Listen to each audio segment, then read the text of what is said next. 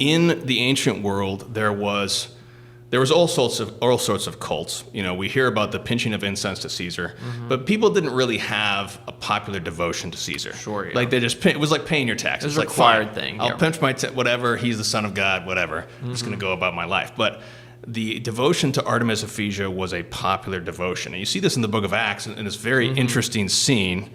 I think it's Acts 16 or 17, where they're selling these trinkets of Artemis Ephesia, and in the text it says Diana. It's just the Roman name for Artemis Ephesia. In fact, the cultists melded with the Egyptian cultists of Isis. So it was this weird demonic melding of a virgin goddess, Artemis, and then a mother goddess, and her statue has all of these breasts. She's like a multiple-breasted, weird, demonic pagan idol.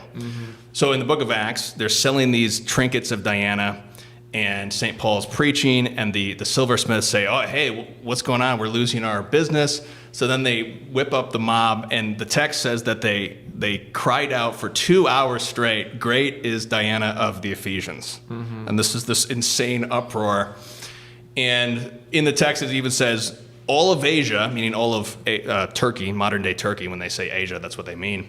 All of Asia and the whole world knows that Diana is this great marvel. And that was one of the 7 wonders of the ancient world, was the temple to Artemis Ephesia in Ephesus. And it's quite remarkable when you study this. And what I found this, I was just searching on the internet, I found this this neo-pagan researcher, and he was talking to this neo-pagan podcaster. And so this was like a PhD guy, but he clearly believed in Artemis. Like he was one of those weird neo-pagan Wiccan people. And he had gone to Ephesus, and he had excavated all these things about the temple, and he had made all these discoveries. And this is newer research over the past decade or so. All these different insights into the cult of Ephesus.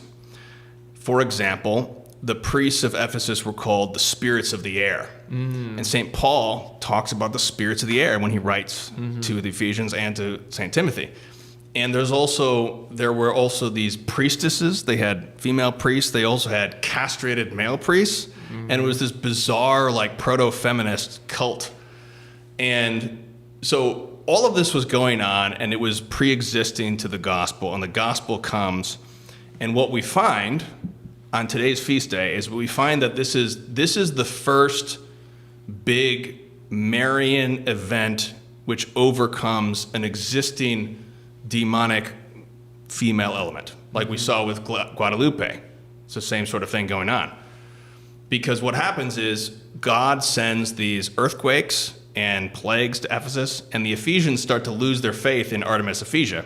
But gradually they begin to gain their faith in Christ and his Holy Mother.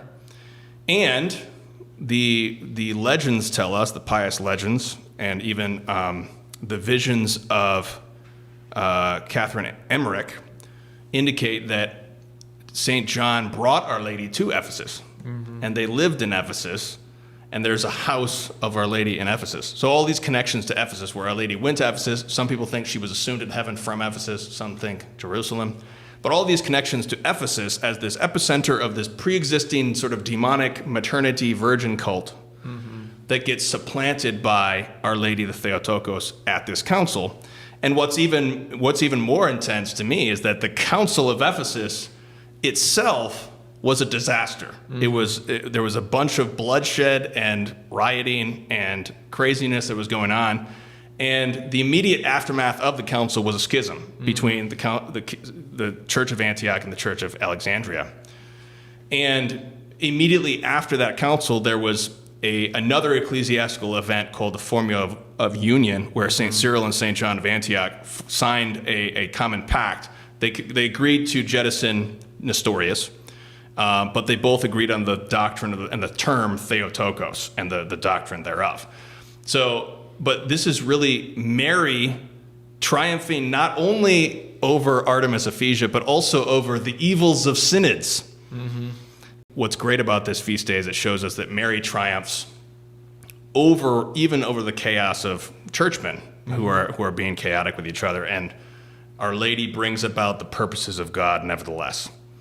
So that's what I love about the Council of Ephesus. That's what I love about this feast day.